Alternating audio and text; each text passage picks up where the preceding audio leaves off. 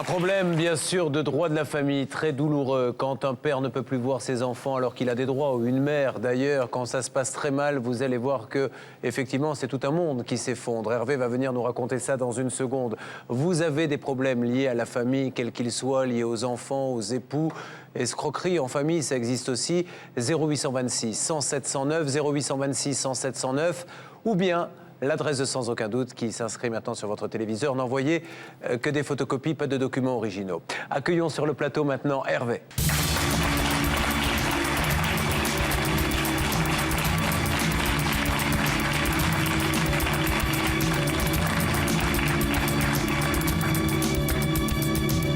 Bonsoir Hervé, merci d'être avec nous sur le plateau de Sans Aucun Doute. Sans perdre de temps, que nos téléspectateurs soient bien au courant de votre présence sur notre plateau. Voici le reportage. Il est signé Laura Chemoux.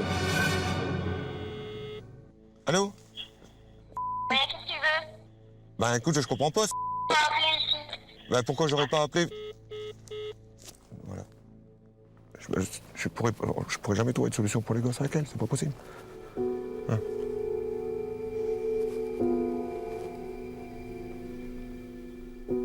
Et en plus, elle fait mentir mon fils.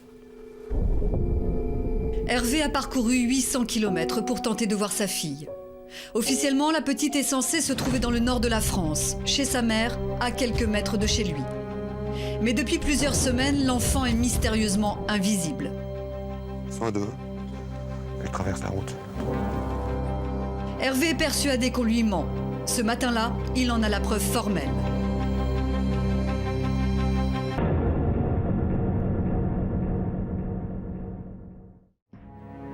Divorcé depuis 2004, Hervé est père d'un garçon et d'une petite fille. Il en a la garde un week-end sur deux et la moitié des vacances scolaires. Mais si son fils lui est confié régulièrement, depuis un mois, il ne voit plus sa petite fille de 9 ans. Alors il y a quelques jours, Hervé téléphone à son ex-femme pour comprendre ses absences répétées. Ce jour-là, au téléphone, c'est son fils qui lui parle. La dernière fois où je devais la prendre le week-end, elle était dite malade. Donc ça m'a pas choqué de plus, parce qu'un enfant malade, c'est normal. Sa fille aurait une simple grippe. Le week-end se déroule donc entre Hervé et son fils. Pourtant, 15 jours plus tard, le scénario se répète une fois encore. Faute de pouvoir joindre son ex-femme, Hervé téléphone sur le portable de son fils. Il lui demande d'aller chercher sa sœur. Ça va? Tu peux me le passer? Mais toi, c'est copine. Hervé pressent qu'il y a quelque chose d'anormal. Une grippe, une visite chez une copine. Ses absences à répétition de sa fille réveillent un mauvais souvenir. Il y a quelques temps, mon ex-femme a déjà opéré de la même manière, c'est-à-dire qu'elle est partie chez sa fille en Haute-Savoie, en emmenant les enfants et sans pour autant m'en avertir ou me donner une quelconque adresse où je pouvais les joindre. À l'époque, les plaintes pour non-présentation d'enfants se succèdent. Ce n'est qu'au bout de 10 mois que son ex-femme reviendra dans le Nord avec les enfants. Alors aujourd'hui, où est passée sa fille? Pourquoi ne peut-il pas lui parler? Hervé a peur et le hasard va lui donner raison. J'ai su la vérité le dimanche soir quand j'ai vu les grand-mères d'enfants qui vont à l'école avec mes enfants et que j'ai su que là, effectivement, la petite avait été retirée complètement de l'école avec toutes ses affaires et c'est là que ça m'a réellement inquiété. Hervé a l'autorité parentale conjointe. Il entend bien la faire respecter. Encore faut-il avoir confirmation de ses soupçons. Son ex-femme refuserait tout contact. Reste la directrice de l'école où est normalement scolarisée sa fille. Cette femme connaît forcément la réponse. J'aurais dit l'enfant d'Alice, donc il est plus sur mon ordinateur, si vous voulez. Enfin, Vous devez bien quand même avoir une trace dans votre dossier en papier. je vais faire une lettre, comme quoi votre fille a été ratée jeudi dernier, pour telle école. Plus de doute possible, la fille d'Hervé a réellement quitté l'école, mais aussi la région. Ce certificat indique le nom de la nouvelle école, en Haute-Savoie, à l'autre bout de la France. Aujourd'hui, ce qui est sûr, c'est que j'en ai assez des agissements de ma femme, des décisions qu'elle prend pour les enfants sans m'en avertir, sans me prendre aussi selon mes droits que j'ai. Hervé a découvert la vérité. Désormais, il sait où se trouve sa fille, mais il veut la voir de ses propres yeux. 800 km les séparent. Un long voyage qu'il va faire avec notre équipe. Sur place, il rencontre un membre de la famille de son ex-femme. Cette personne vit dans la région. Elle va lui confirmer avoir croisé par hasard sa fille. C'était dans un centre commercial. Une première fois, j'ai vu la plus grande et puis ta petite dans la galerie marchande. Et ensuite, je les ai revus dans le magasin. Cette femme confirme aussi que la petite vit chez sa demi-sœur, une jeune femme d'une vingtaine d'années que nous appellerons Caroline. Elle donnera ensuite à Hervé l'adresse de cette femme. 8h15 le lendemain matin, l'heure à laquelle tous les enfants se rendent à l'école. Hervé attend dans sa voiture devant le domicile de Caroline. Logiquement, sa petite fille va en sortir dans quelques minutes. Oui.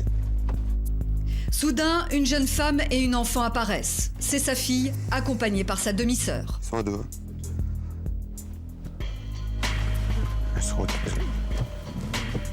Elles traversent la route. Hervé est comme hypnotisé. Il ne l'a pas vue depuis 1 mois. Néanmoins, il ne se montrera pas afin de ne pas la perturber.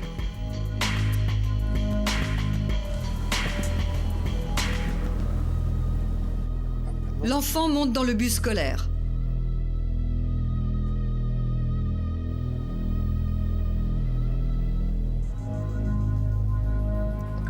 Hervé décide de la suivre en voiture jusqu'à l'école.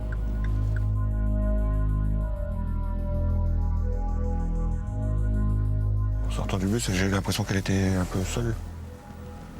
Si elle arrive là depuis quelques jours, elle ne doit pas avoir beaucoup d'amis. À l'autre bout de la France, il y a son ex-femme et son fils de 12 ans, son seul interlocuteur.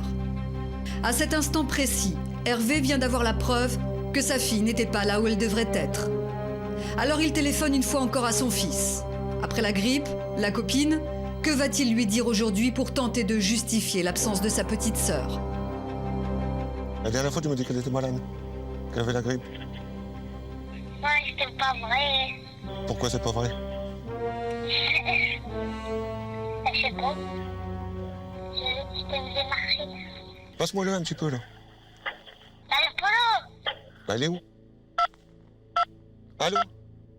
Tout à coup, la conversation est coupée. Dans le doute, Hervé rappelle. Une question le taraude. Pourquoi son propre fils a-t-il été amené à lui mentir? Mais contre toute attente, cette fois, c'est son ex-femme qui décroche. Allô? Qu'est-ce que tu veux? Bah, écoute, je comprends pas. T'as appelé ici. Bah, pourquoi j'aurais pas appelé? Voilà. Je pourrais jamais trouver de solution pour les gosses avec elle, c'est pas possible. Hein?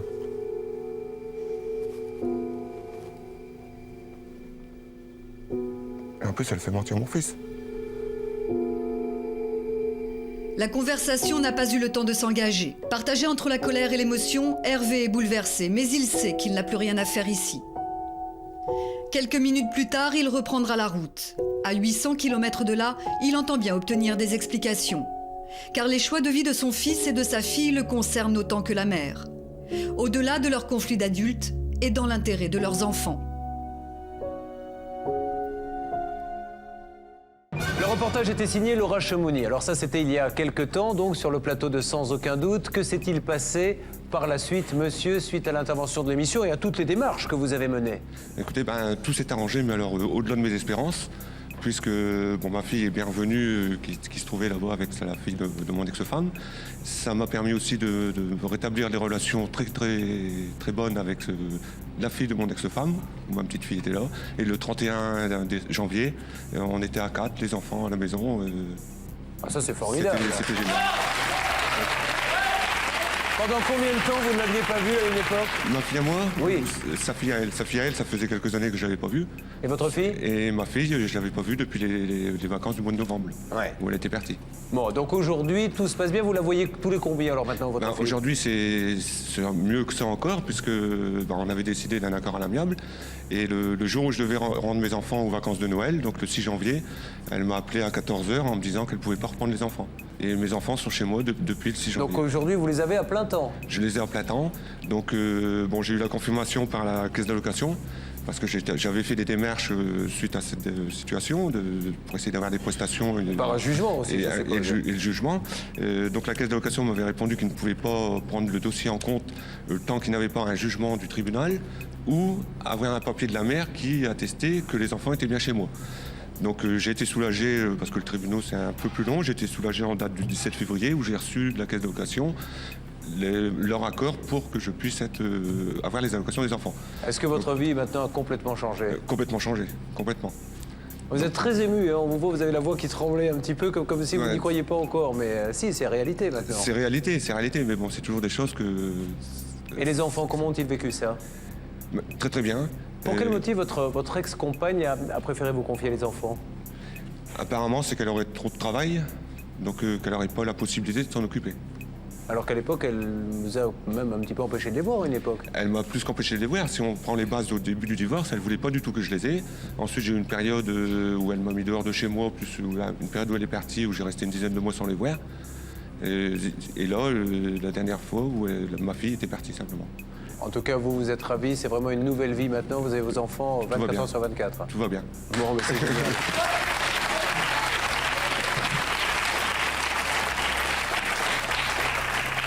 La moralité, Sylvie, c'est que dès que l'on s'aperçoit, hein, ça c'est le vrai conseil, un droit de visite qui n'est pas respecté, il faut savoir réagir tout de suite parce que, Tout à fait. heureusement, les juges prennent les bonnes décisions et ne laissent pas faire ces choses-là. Monsieur, en est Complètement. l'exemple, vous l'aviez conseillé. Hein. Complètement. Tout de suite réagir pour éviter que le temps passe et que les enfants, effectivement, soient privés de leur père et nous de leur mère et se retrouvent dans cette situation où finalement le juge considère que l'espace est tellement long qu'il faut simplement un droit de visite et non un droit d'hébergement. Donc là, c'est formidable, c'est une très belle résolution. Je suis vraiment très heureuse pour vous. Non, mais c'est formidable, mais c'est toujours très difficile pour nous et pour vous certainement quand on sait que des enfants sont privés du père ou de la mère à cause de la bêtise des adultes, parce que c'est souvent ça malheureusement, et je suis sûr que, bon, bien, maintenant ils seront beaucoup plus équilibrés.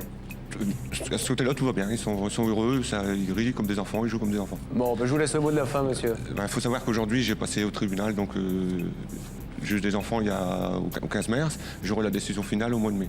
Donc ce sera officiel au mois de mai, mais aujourd'hui, C'est comme si. ils n'iront pas contre. Hein. Bon, ben c'est génial. Je vous souhaite beaucoup de bonheur à vous et à vos enfants, monsieur. Merci beaucoup. Merci mille fois à vous. Et bravo Laurent Chemouni, notre journaliste.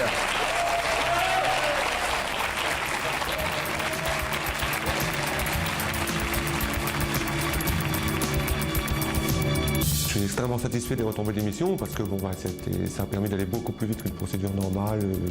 Je me sens beaucoup mieux parce que les enfants sont là, tout s'est stabilisé.